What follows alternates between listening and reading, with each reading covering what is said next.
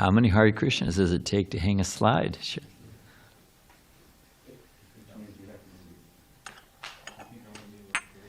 There's the old joke, how many therapists does it take to change a light bulb? Only one. But the light really has to want to change. It's an old joke.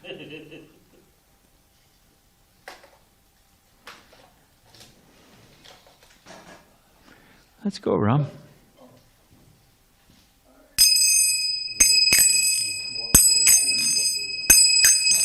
Jai Radha Madhava Kunja Bihari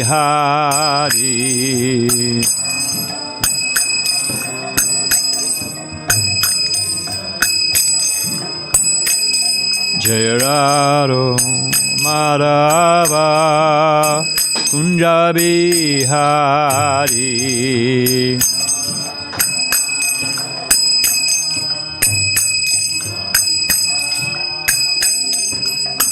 Gopijana Balaba Irivanadari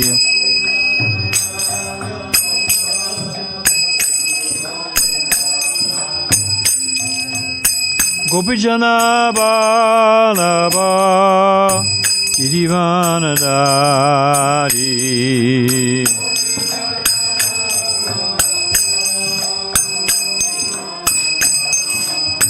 Jasoda Nandana Brajajana Ranjana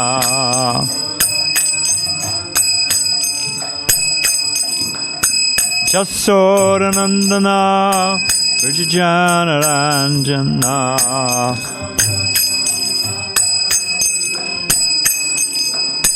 Jamunati Ravanatari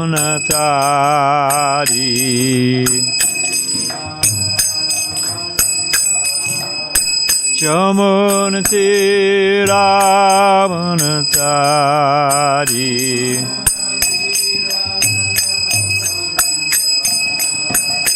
Jiraro Madhava Kunja Bihari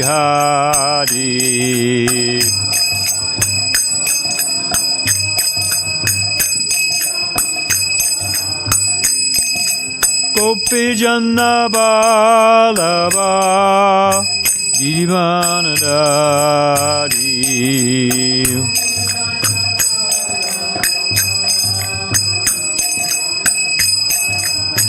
Jasoda Nandana Brajajana Ranjana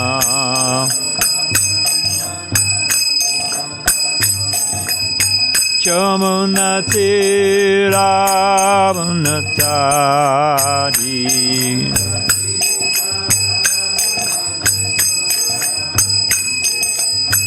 Hare Krishna Krishna Krishna Hare Hare Hare Rama Hare Rama Rama Rama Hare Hare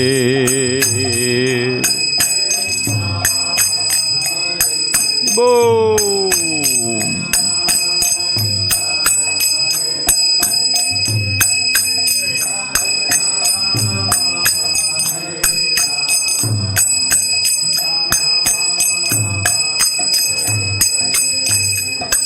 Hare Krishna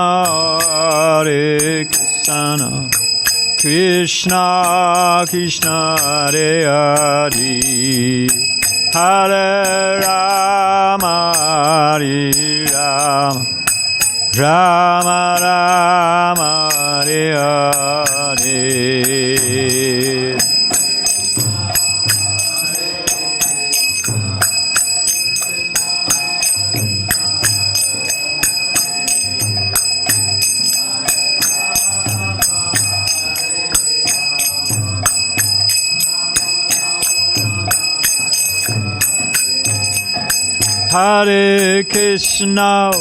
Hare Krishna Krishna Krishna Hare Hare Hare Rama Hare Rama, Rama Rama, Hare Hare. Bo Krishna, Krishna, Hare Hare.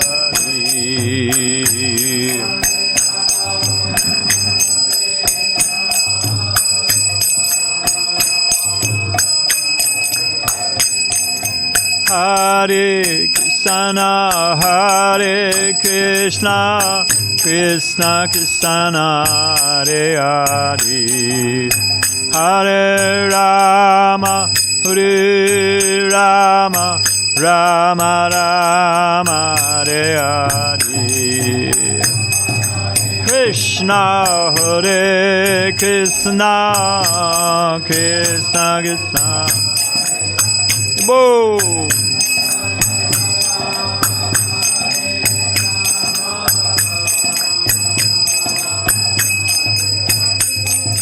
Hare Krishna, Hare Krishna, Krishna Krishna, Hare Hare.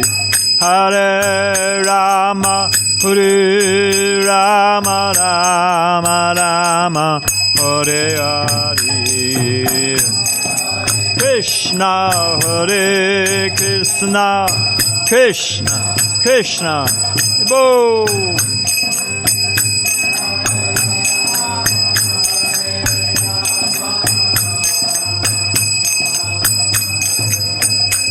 Jai Radha Madhava Kunda Bihari.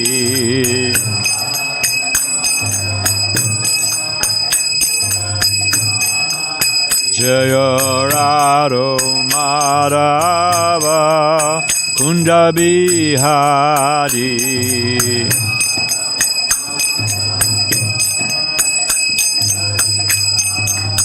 Jaya Radha Madhava Kunda Bihari. Radha Madhava Kunda Bihari.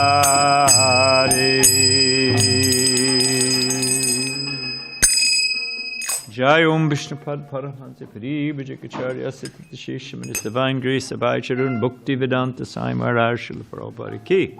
ISKCON BBT Founder Acharya Jagaguru Srila Prabhupada Ki. Ananta Kura Vaishnava Vrinda Ki. Nam Char Shri Haridas Thakur Ki. Prem Shri Goho Shri Krishna Chaitanya Prabhu Nityananda Shri Dvaita Gadadhar Shiva Sari Go Bhakti Vrinda Ki. Say Sri Radha Krishna Go Gopinath Shama Kunda Radha Kunda Giri Govardhan Ki. Vrindavan Ki. Mathuradam Ki. Dukadam Ki. Navadip Ki. Jagannapuridam Ki. Jamunamaya Ki. Gangamaya Ki. Tulsi Maharani Ki. Bhakti Deva Ki. Sambhita Bhakti Vinda Ki. Srila Prabhupada Ki. Say Sri Radha Giri Ki. Shri Krishna Sankirtana Jaga Ki. Go Premanandi. All glories to the sum of devotees. All glories to the sum of devotees. All glories to the sum of devotees. All glories to the divine lotus feet of Sri Sri Guru and Gauranga.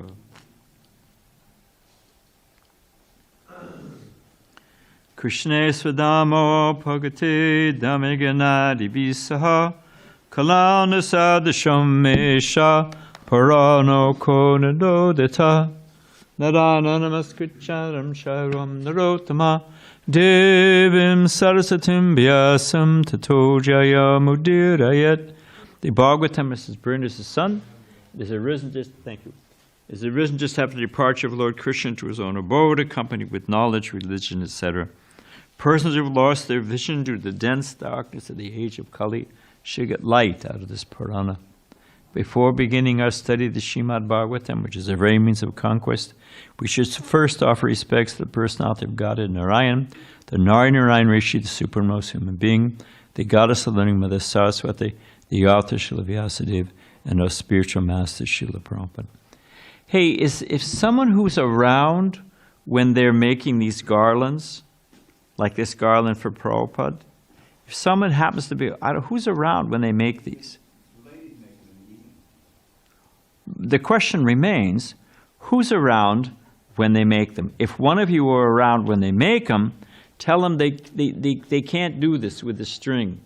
The deities are real, and they, it's very uncomfortable. So just tell them, yeah, whoever's around, make it a point. Better, and if somebody's already told them, no worries if you tell them again. It's not a complicated thing. You can blame it on me. Okay. Om Namo Bhagavate Vasudevaya. Om Namo Bhagavate Vasudevaya. Om Namo Bhagavate Vasudevaya.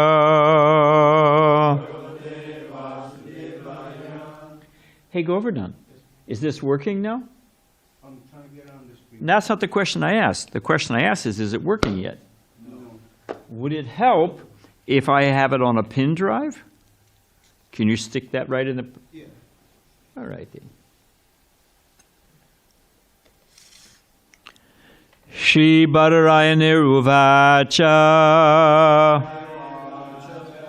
Evam Krita Vyavasitao Dadyan Atharvanas Tanum Pare Bhagavati Brahmani Atmanam Sanayan Jahao Shri Badrinarayan Uvacha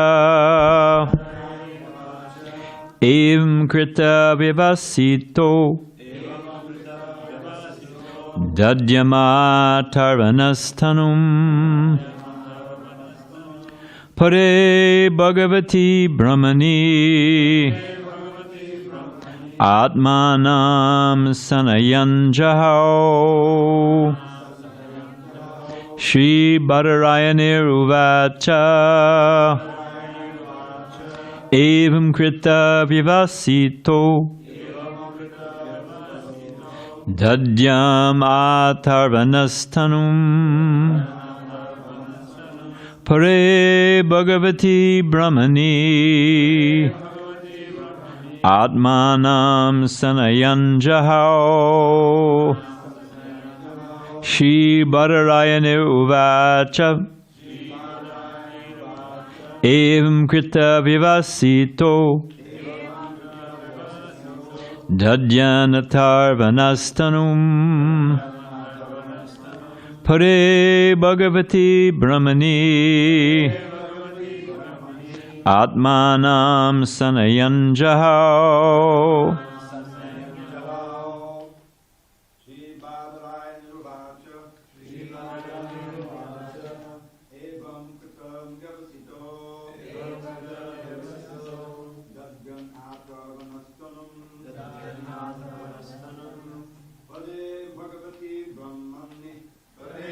Govardhan, where's tapas? But I'm asking Rogers to come. Yeah, well, we don't have time for much. I told him to come. We'll run out of time.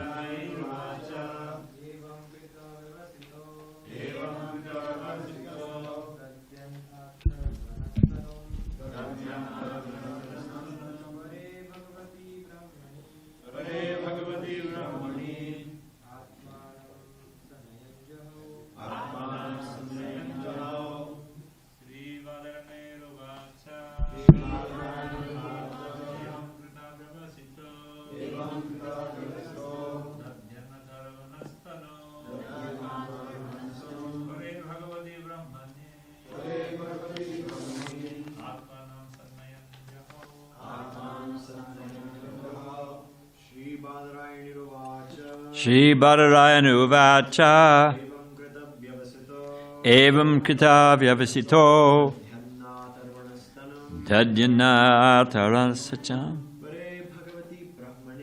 Tade Bhagavati Brahmani Atmanam Sanyanam Jaha Vaishnavis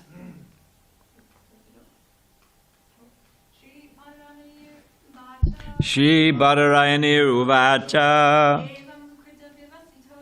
Evam Krita Vivasito Dadyamatar Vanastanum Pare Bhagavati Brahmani Atmanam Sanayanjahao Shri Badrinarayan Uvacha Sri Sukadev Goswami said, Evam, thus, Kritavya Visitaha, making certain of what to do in giving his body to the demigods. Dadyan, the Dadichi Muni. Atarvana, the son of Atarva.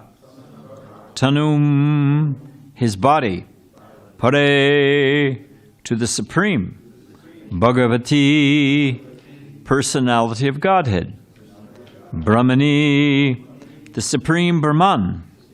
Atmanam, himself, the Supersoul. Sanayan, offering.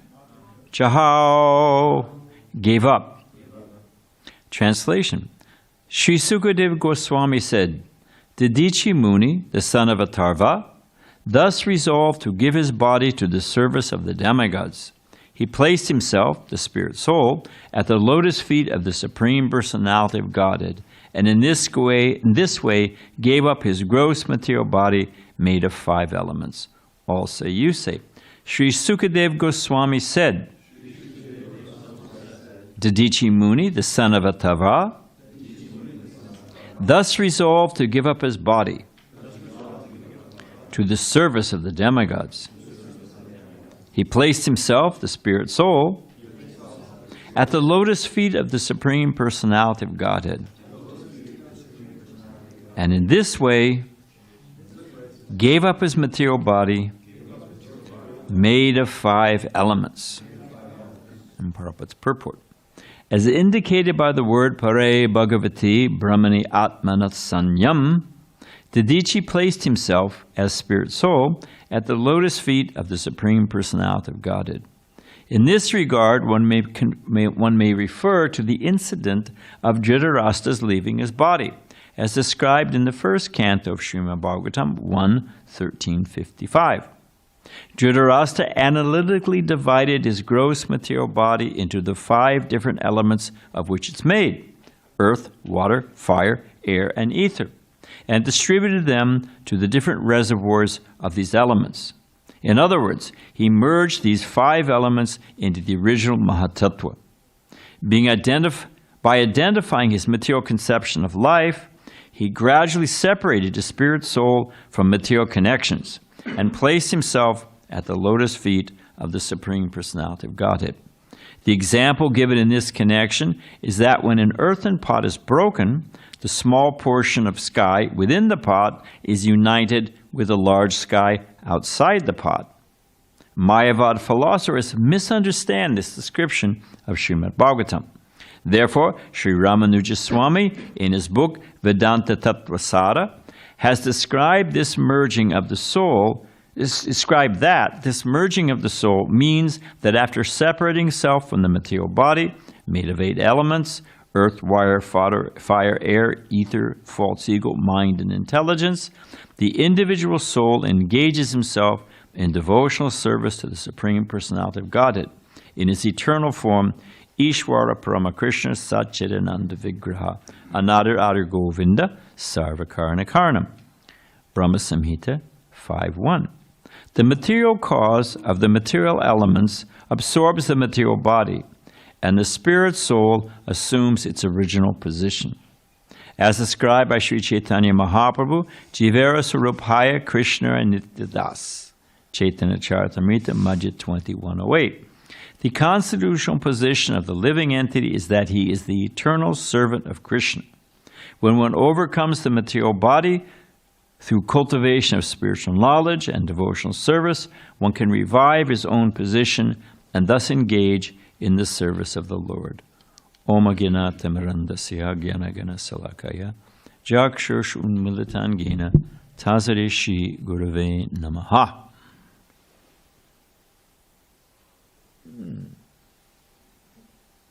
Doesn't look like we're making a whole lot of progress over there, does it? Who did you call in as the cavalry to help? Raj. And where is he? I told him to rush here. And it looks like that didn't work.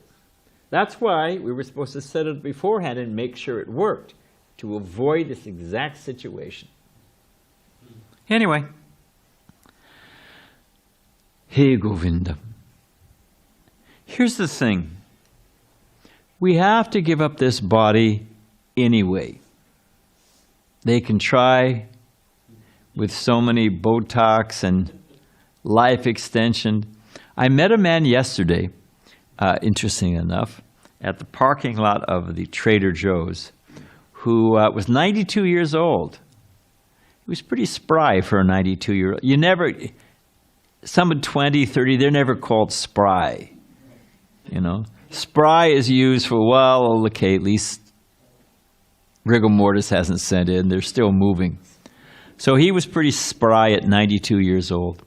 And he was telling me, I'm going to live to 120.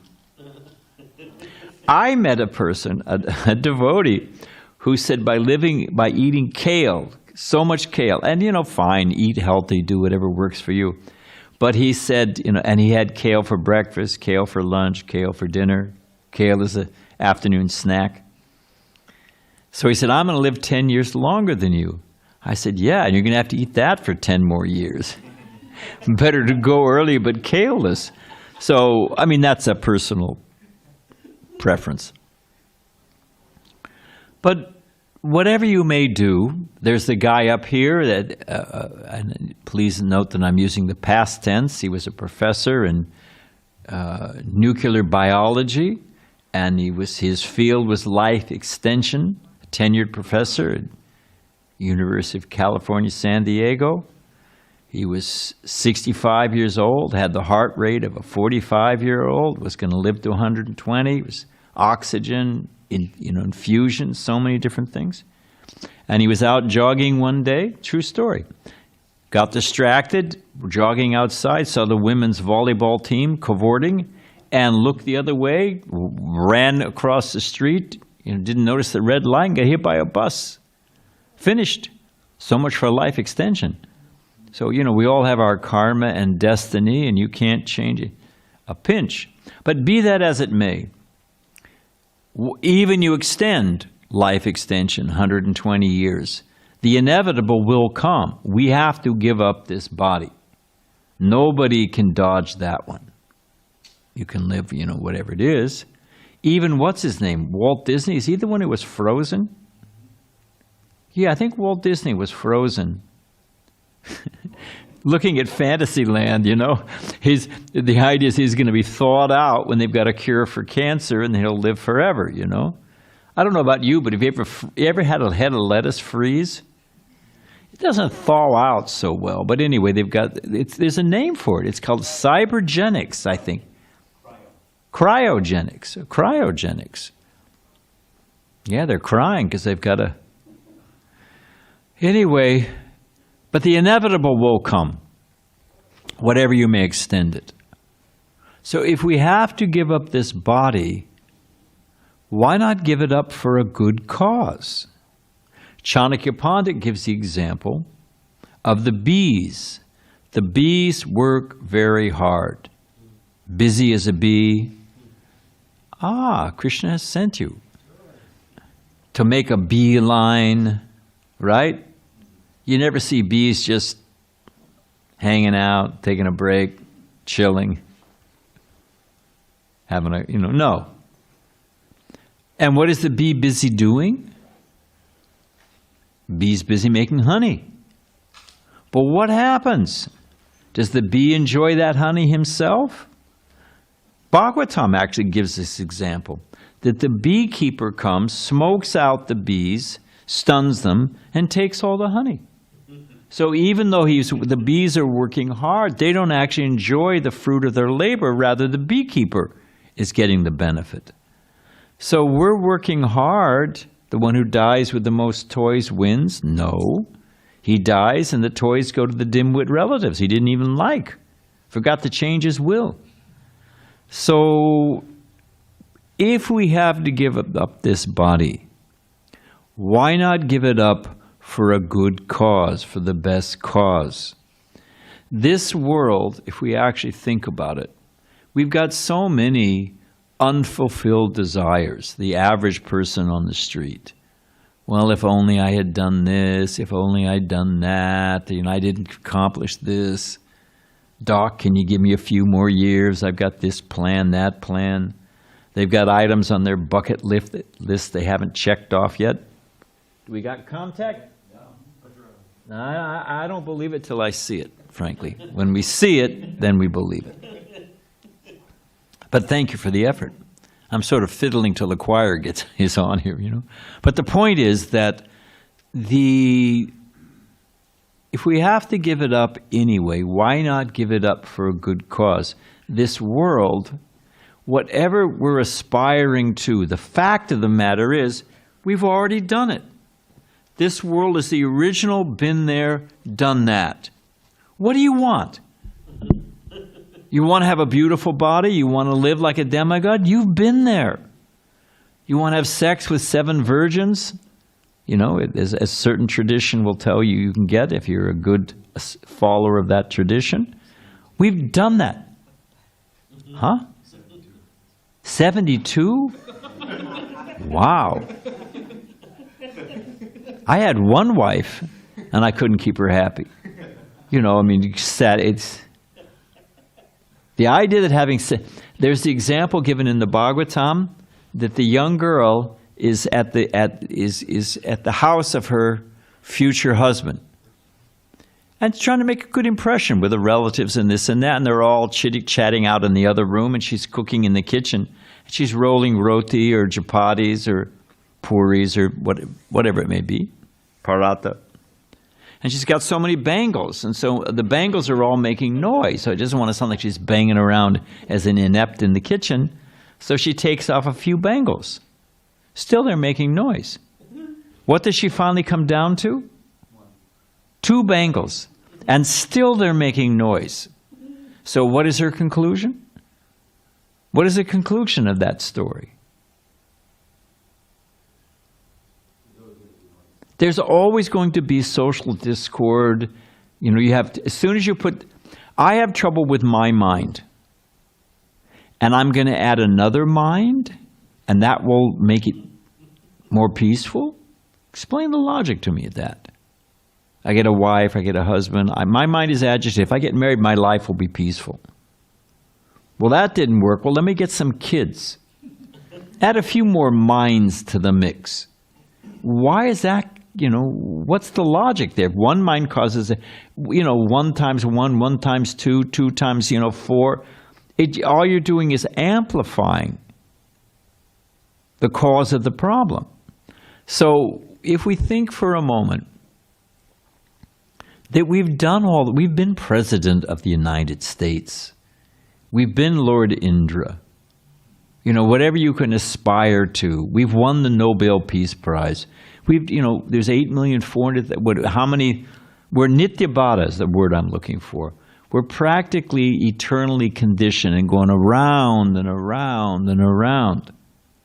So if we actually stop and think, I have to give up this body anyway. Everything I've aspired for I already had, and it really didn't solve my problems. Why not give this one life to Krishna? Why not give this one life to Krishna? That's actually intelligent. If I have to give it up anyway, why go grasping? Come in or out, don't hover.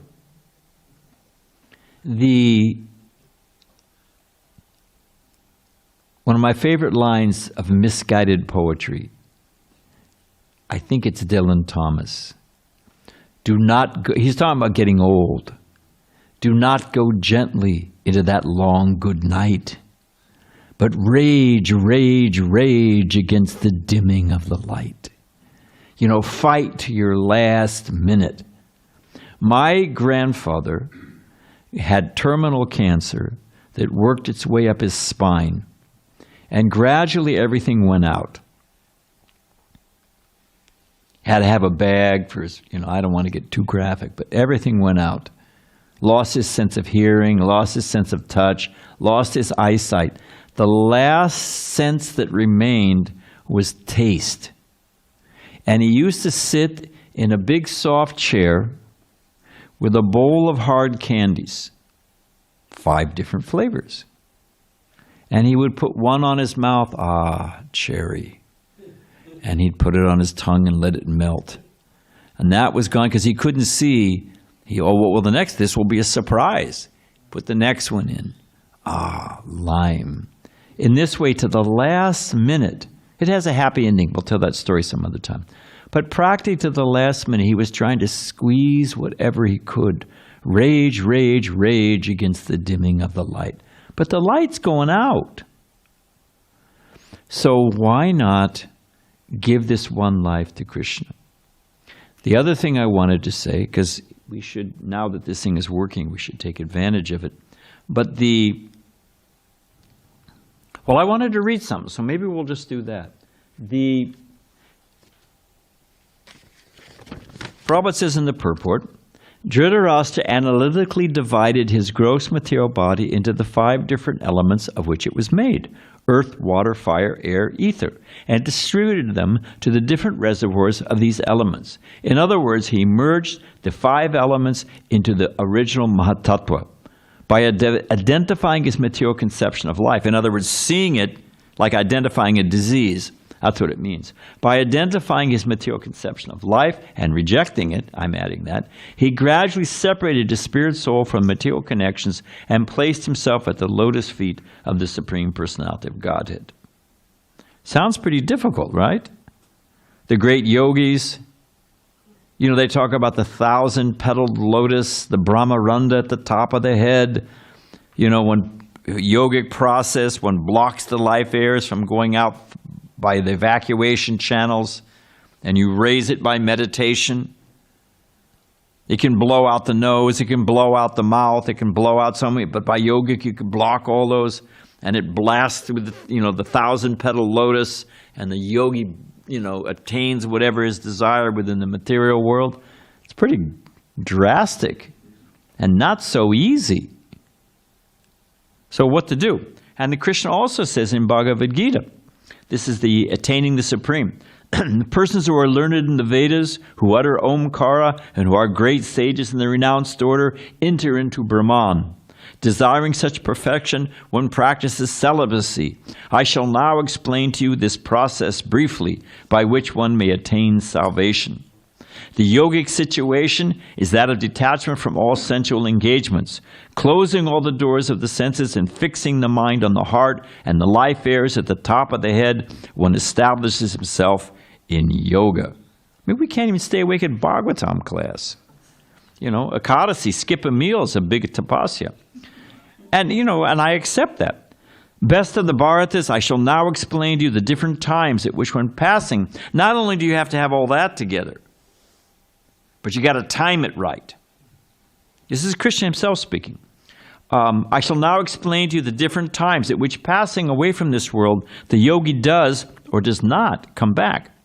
Those who know the Supreme Brahman attain the Supreme by the passing away from this world during the influence of the fiery god in the light at an auspicious moment of the day, during the fortnight of the waxing moon, or during the 6 months when the sun travels to the north. You got to line up a lot of things to actually, it's like, when they do a safe, you get all the tumblers and click, click, click, click. You got to get them all, and then click, you get them all lined up, the door opens. So you got to line up all this stuff, both personally and as far as the cosmos, and blast your way out. Not so easy. They're not teaching that at, core yoga or whatever they're studying over here. And there's the other side. The mystic who passes away from this world during the smoke, the night, the fortnight of the waning moon, or the 6 months when the sun passes to the south, reaches the moon planet, but again comes back. According to Vedic opinion, there's two ways of passing from this world, one in light and one in darkness. When one passes in light, with all these criteria, he does not come back. But when one passes in darkness, he returns. What to do? Here's the key to the thing. Although the devotees know these two paths, O Arjuna, they are never bewildered, therefore be always fixed in devotion. And Krishna concludes, a person who accepts the path of devotional service is not bereft of the results derived from studying the Vedas, performing sacrifice, undergoing austerity, giving charity, or pursuing philosophical and fruitive activities. Simply by performing devotional service, he attains all of these, and at the end reaches supreme eternal abode. So by devotionals, the body of a sannyasi is not burned. Usually the body is burned. But it's considered that, a proper sannyasi, I'm maybe in the future, not right now, but a proper sannyasi, his whole body is made of prasadam. And all of his activities are engaged in devotional service. And all of his mental, the mind, intelligence, and ego, they're all in pure devotion. They're all one. If I have a bird cage and I break apart the bird cage, is that the end of the bird? So what it's talking about here, you've got the picture. We can, by yogic process, you can merge everything. But it's extremely difficult and unnatural. But to just engage in devotional service. Devotees, I was listening to Dayanidhi. I was looking just for a moment. Devotees are busy in the kitchen thinking what to cook nicely for Krishna. Another devotee is dressing the deities, singing nicely. Someone else is getting flowers ready for the deities. Other devotees are chanting japa. Everybody's absorbed in devotional service. They're completely, the mind, body, and at least for that golden moment of time of the morning sadhana, everybody's merged. We're merged. We're merged in pure devotional service.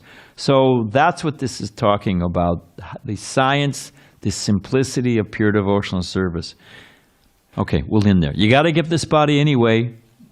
Why chase after what you've already had and didn't satisfy you? Why not give it up for Krishna? And the result of simply being absorbed in devotional service, we become the best of yogis and go back home, back to Godhead. So we can end there, now that this thing is working. What time is it? Okay, we'll be quick. What this is it's the GBC, ISKCON's governing body, we have a weekly call. And we deal with, it's a worldwide institution. Thousands of initiated devotees, millions of members of the congregation. That we're just trying to figure out all the properties and get them registered. We're opening temples around the world faster than we can actually get all the paperwork on them. It's pretty blissful when you think about it, We now have a group of devotees, it's called the Global Property Office, that is making sure everything's insured properly, everything's registered properly, everything's got the right kind of, It's a nice group of devotees, senior devotees working on it.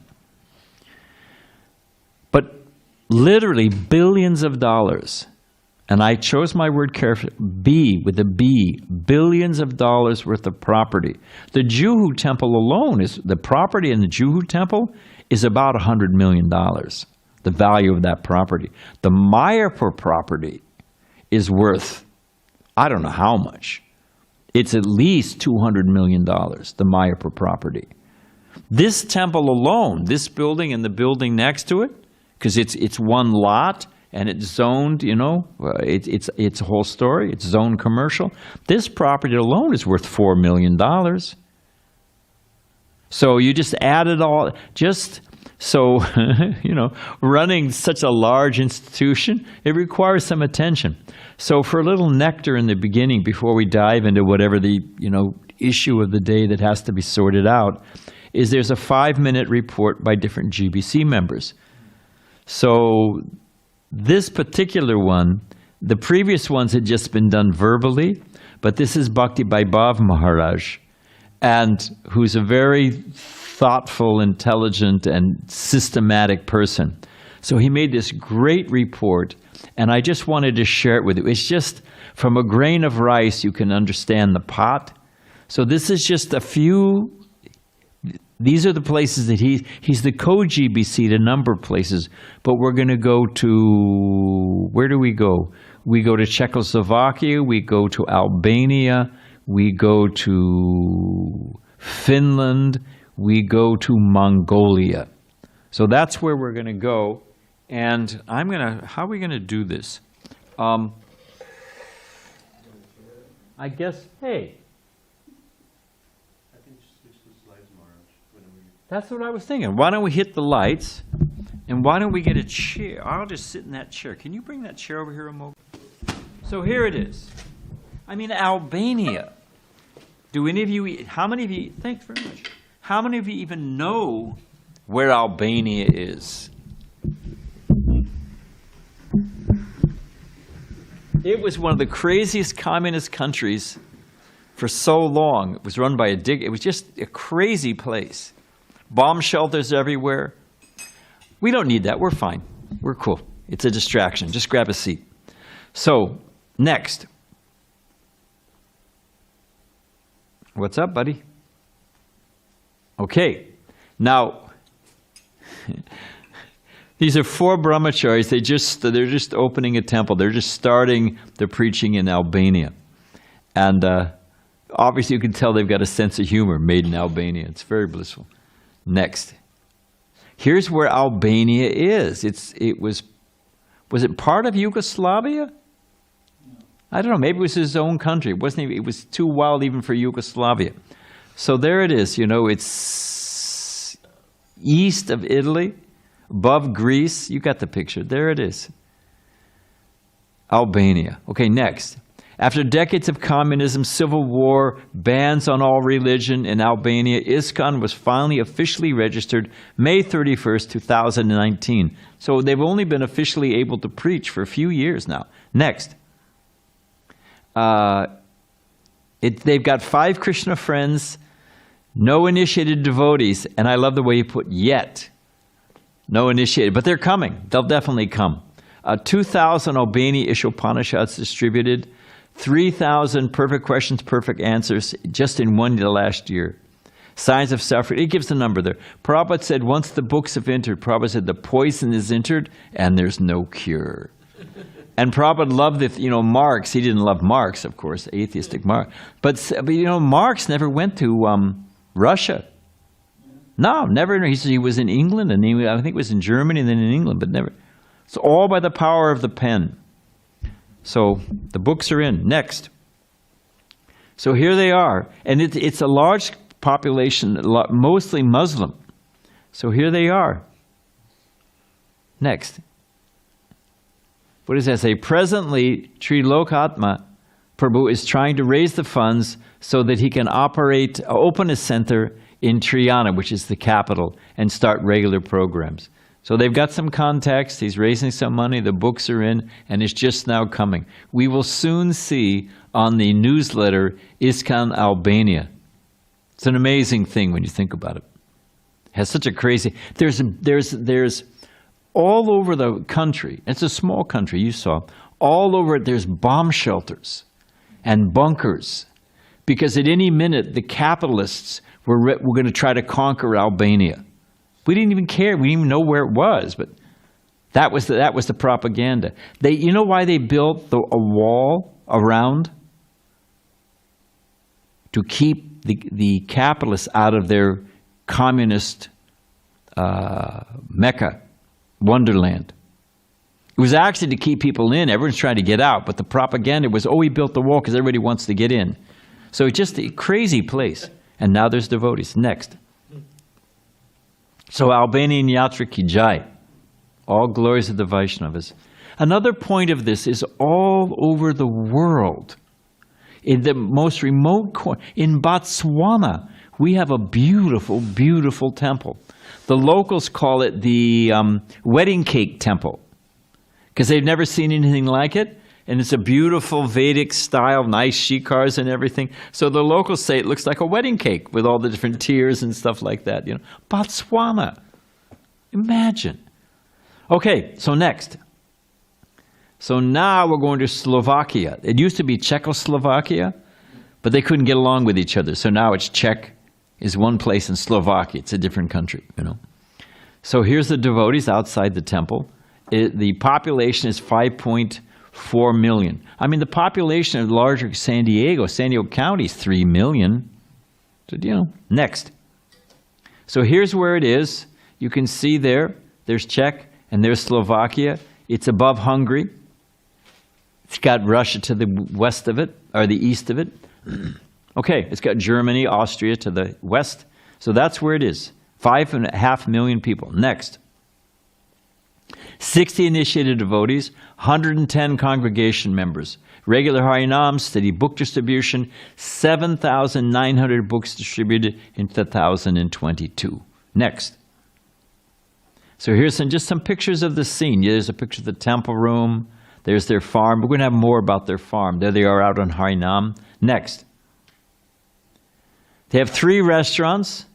I can't pronounce, what is it, Bratislava?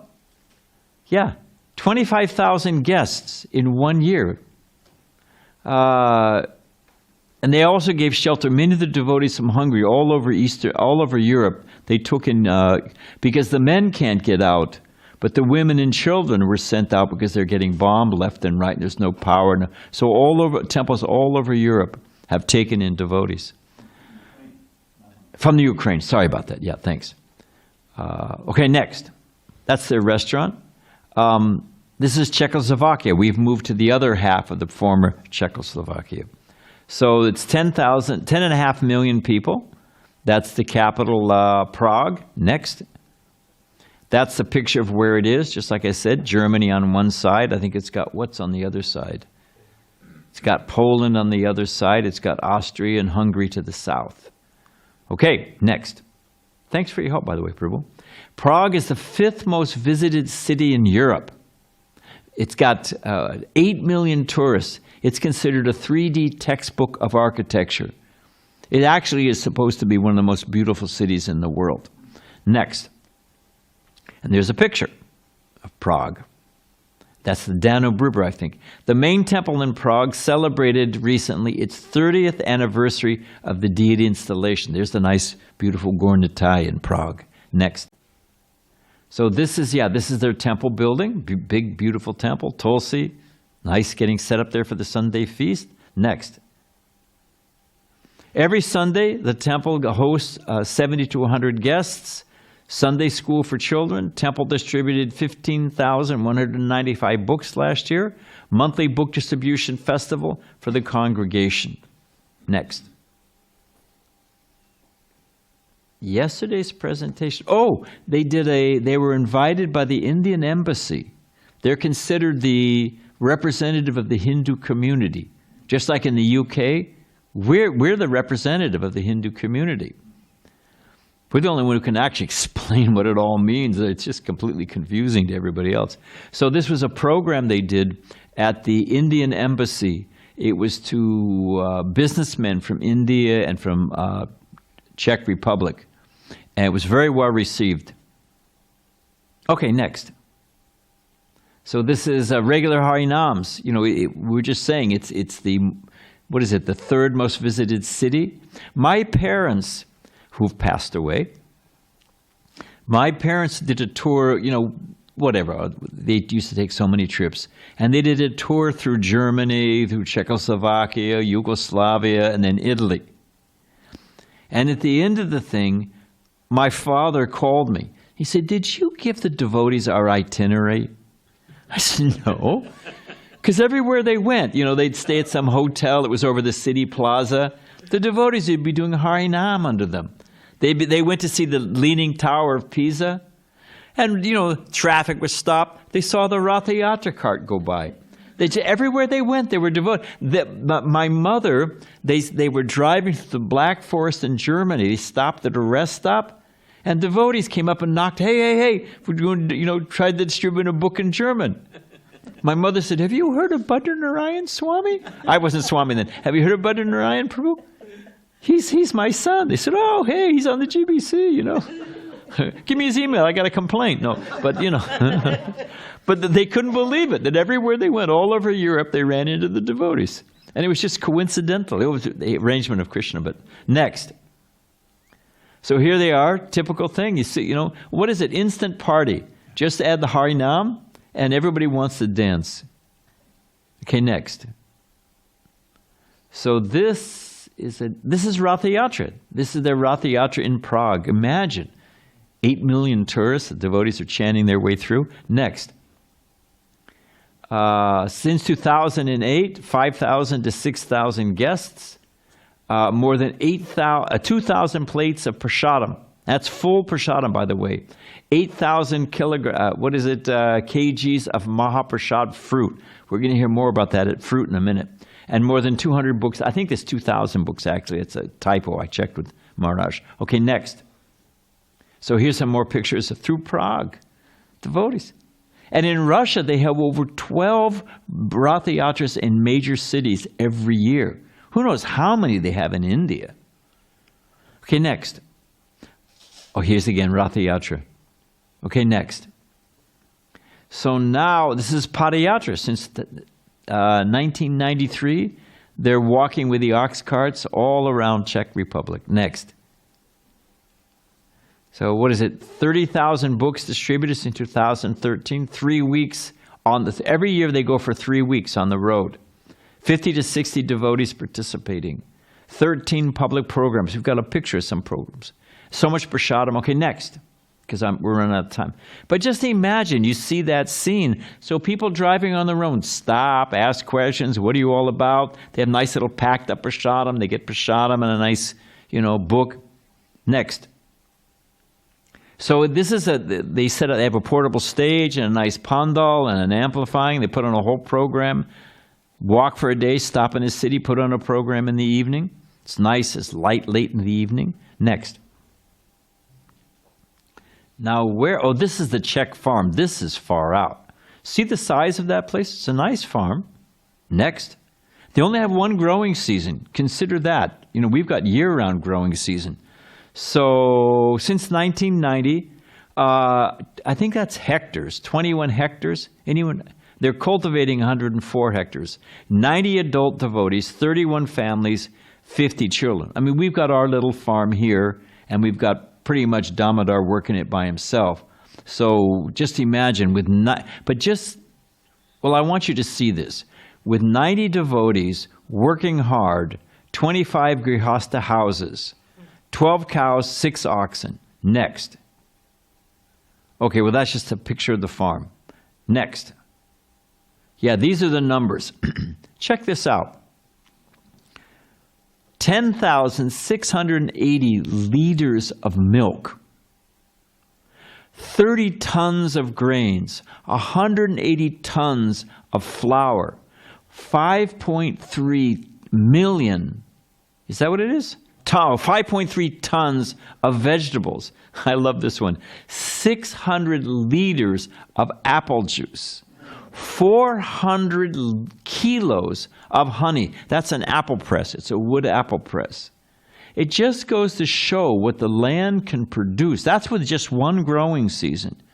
You put enough people and you work the land intelligently, and the abundance of produce that comes from it is and it's all organic. Okay, next.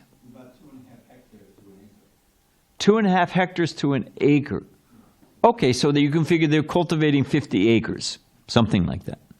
So these are their deities, Nitai Gauranga. Next.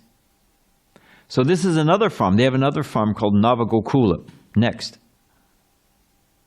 It's in the eastern part of Czechoslovakia, 80 hectares of land. So that's only 4 acres. 20, what is it? Anyway, you can read for yourself. 7 families. They work closely. What we eventually want to get to is to be able at our farm here to offer organic teaching courses. People can stay for 6 months. They have to follow the regular principles. They have to get up early in the morning, follow a modified Mangal Arti, get up at 6 o'clock. They have to chant some japa. They have to go to class, and they can work the farm and get a degree in organic gardening. That's our goal there, one of our goals. And we'll make devotees. Next. So this is a picture of the temple room, devotees working in the field. Next. This is the temple room again. Next. So this is a Harinam. This is the preaching center in Prague. Next. So you can see it there. They're the ones that organize the Ratha Yatra. So they have the main temple out on the farm, and then they have the preaching center. Next. Now, where are we? We're in Moravia? I guess that's a section of Czechoslovakia. So you got the numbers here. I want to speed up a little bit because we're running out of time. Next. They have 14 restaurants. That's pretty powerful. Standard and bistro type. Standard means sit down. Bistro means you've got a few tables and you've got a lot of to-go. It's like a, what do we call it here? Like a deli, that kind of thing, you know? Okay, next. Whoa, click it back. What did it say? 1,500 plates served daily. And prasadam, it has its efficacious effect. Next. So this is now we're in Finland. 5.5 million people. This is the Finnish temple. This is some famous farm. That it's a historical site.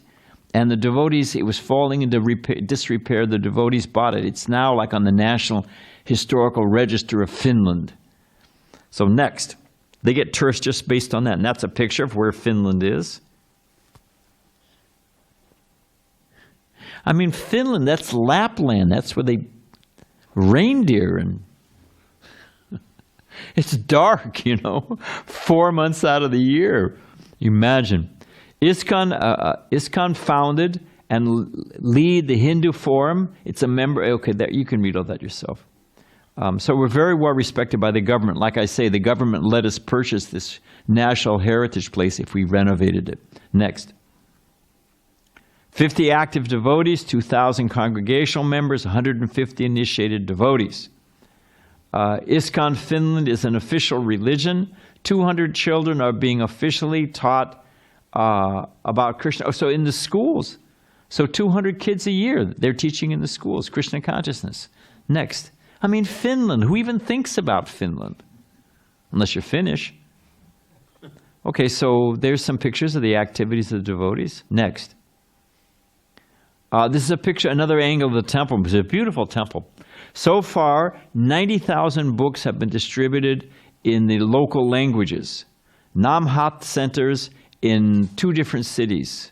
Oulu. Okay, sounds Hawaiian. Now we're going to go to Mongolia. This is the last one. So Mongolia. Anyone even know where Mongolia is? Outer Mongolia. It's where Genghis Khan came from, Mongolia. Have I got that right? Yeah, Genghis Khan. Okay, 3.3 million people. That's where it is. It's got Russia to the north, China to the south. Yeah, that's pretty much it. It's a rough place. 20 active devotees, 17 initiated devotees. They have a restaurant, Sunday program, 40 to 50 guests, 5,885 books distributed in the last 2 years. Mongolian devotees. That instrument on the upper right, that's some traditional, it sounds like an esaraj. You know, an esaraj sounds like a woman's voice singing. So Bhakti Bhagavatam is saying this woman is she's a devotee, initiated devotee. And for Sunday feast, kirtan, she'll play that esaraj. It's a traditional Mongolian, I don't know what it's called. Okay, next. Vital interest of Mongolian Krishna consciousness makes us believe that, so you'll see this in a minute. There's so much enthusiasm. Well, I'll just go to the next. This is the temple they're building. And it's not just you'll see in a second. This is the artistic rendering. The Mongolian people have been, the Chinese tried to turn them into Chinese. The Russian tried to turn them into Russian. So they've got their own culture and architecture. So they gave us permission to build the temple. You can do it, but you've got to make whatever you want to do in the inside. You can do the inside any way you want, but we've got to protect our culture. So it's built like a traditional Mongolian Buddhist monk temple on the outside, and the inside will all be, can have a chakra and everything on top, but that's the temple building. Okay, it's just a pretty picture? Nope. Next. What is this? This is the cornerstone laying ceremony of the temple. Next, it's in the center of the capital. This is what they've constructed already. The building is moving forward. If you win the lottery, after you take care of Radhagiridhari and the TOVP, send money to build this temple in Mongolia. It's just an amazing, it's actually happening. So next. So a weekend in there, this is their Janmastami play, Mongolian Radha and Krishna and the Gopis. So this is just a slice, like I say, from one grain of rice you can understand the pot. Wonderful saintly devotees all over the world, in freezing cold and blazing heat and dark and light and communist government, whatever it is, they're doing wonderful things. And we are part of. So we should have deep confidence that Mahaprabhu's movement is rolling on. No doubt about it. Okay, we can end there. Thank you very much. Hare Krishna. And thank you, Prajagopal, for saving the day. Much appreciated.